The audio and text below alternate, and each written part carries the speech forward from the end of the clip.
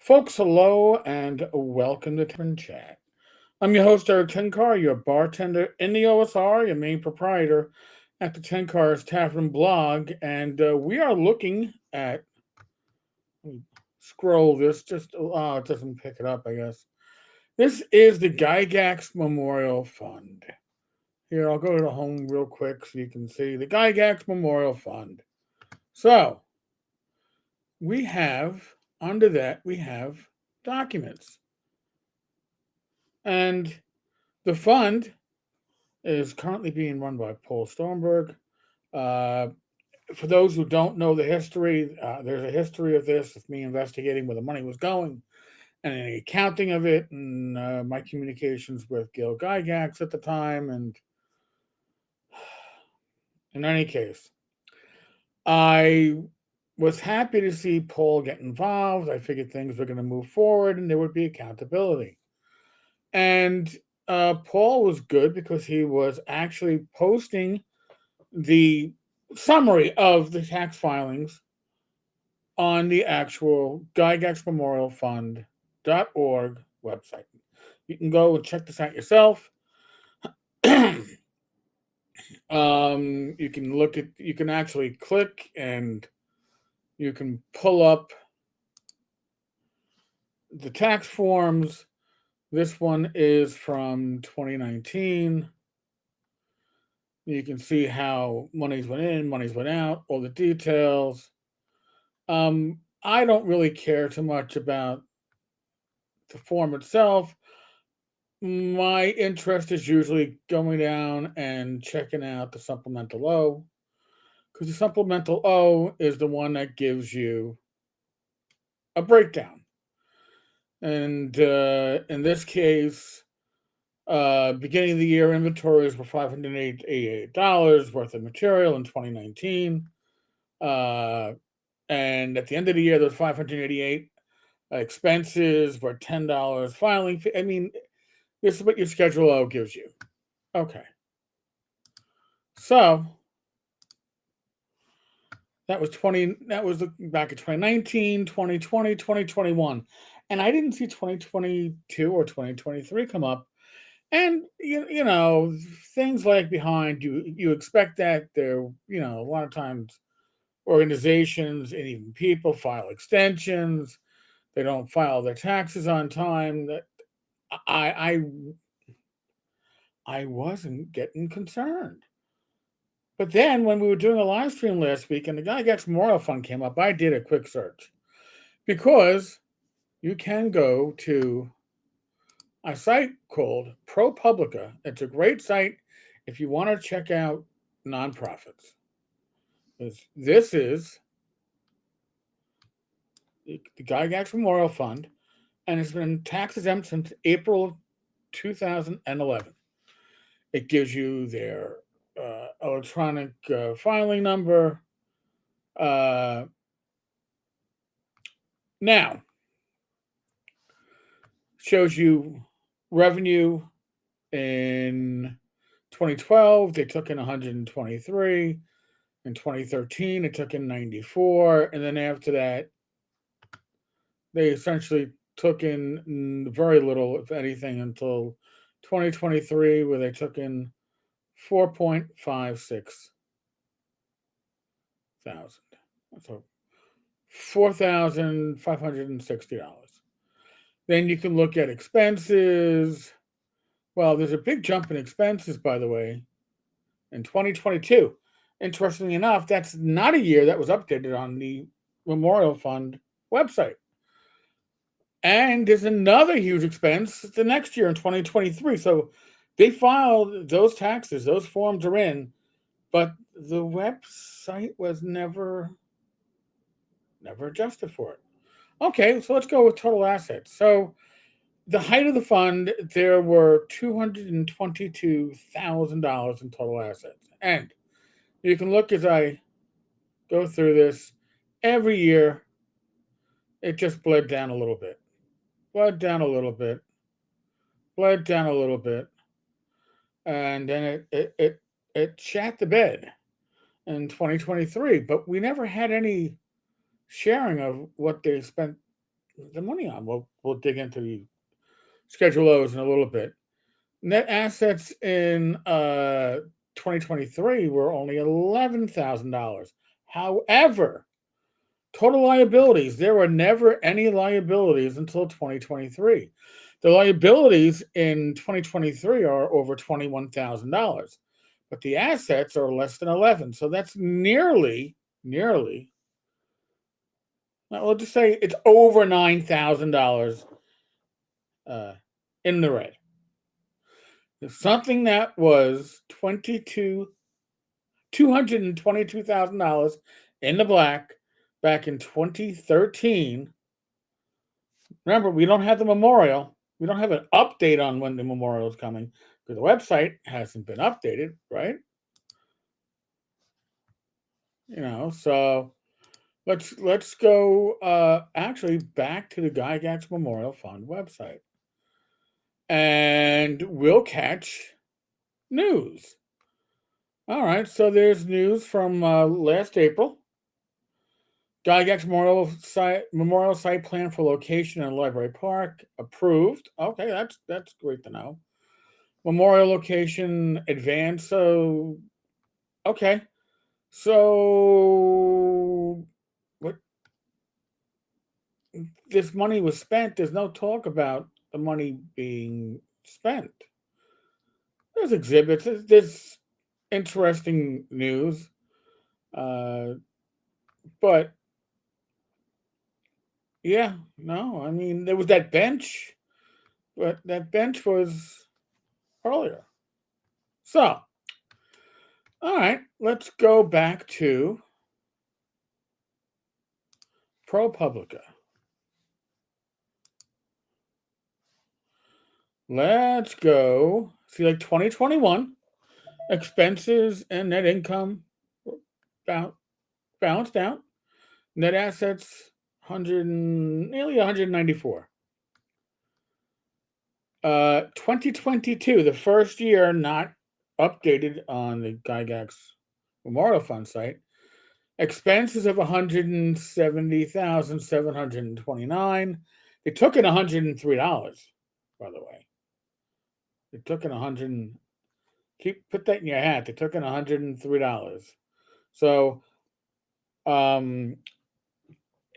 key employees, by the way, they took in 103. Paul Stormberg was paid $10,000 in 2022. He wasn't paid in 2021, according to this, or 2020. And he was only paid $2,500 in 2019. So he's not making much of a salary on this, but he did take a $10,000 compensation in the year where their net income was $170,000. And they were left with total net assets of 23. So let's look at the Schedule O. I might have to go to Schedule A first, and then go to the Schedule O. There we go.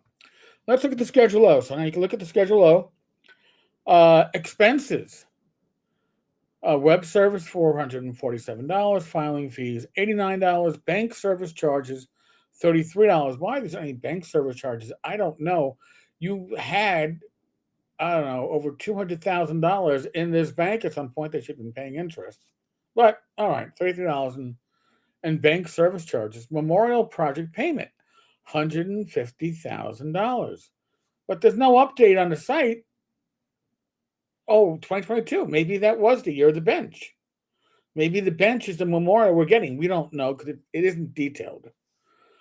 Travel and meetings, almost $5,200 for a total of $155,729. And then, of course, there's this whole spiel that's been repeated for the last 12 years about the specific objectives and taxes and purpose of this organization. I'm not going to read it. You can look it up yourself. So let's go to 2023 because that's the last year. 2024 could theoretically be filed soon, but I doubt it. Look at this: expenses of 35,000, net income of minus 30,000, and net assets of nearly negative 10,000. Let's see. Yeah, same as before. I got to go to the A, so I can go to the O. So 2023 expenses: web service $992, filing fees $79, service charges $95, bank service charges $95. Okay, it probably should be less because there's not much left in the bank. But in any case, meetings, travel and meetings, nearly 3,800. Memorial placements, close to 17,000. Event and fundraising. Now this is interesting. Keep this in mind. Event and fundraising was over 10,000. So total expenses was over 32. Then there's an adjustment on net assets. I guess their inventory of what they were selling, uh, or something. There was something that went down in value. With inventories for sale, 589. I don't even know how that. 589, 3,408. There's two distinct numbers there. Officer advances. Officer advances. I had to look that up, and that is essentially officer compensation. 21,168. But I didn't see it listed. This is I like this. See schedule 0 or schedule O. This is the schedule O, but all right, whatever. But 21,000 in officer advances, so theoretically people are getting paid. But let's go back and see how much money was brought in. Well, net income was minus 30. Let's actually look at the EZ, and we will look to see how much. All right, maybe the EZ doesn't show it.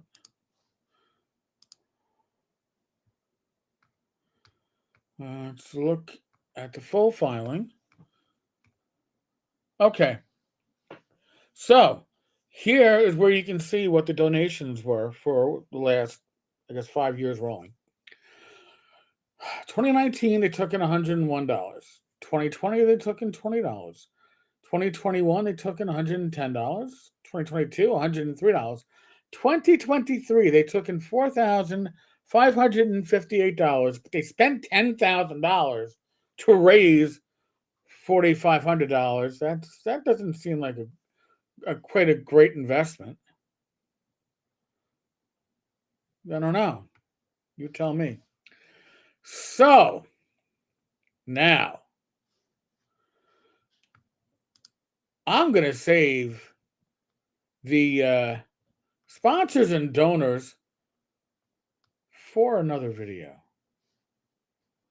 because it is here. I'll share real quick.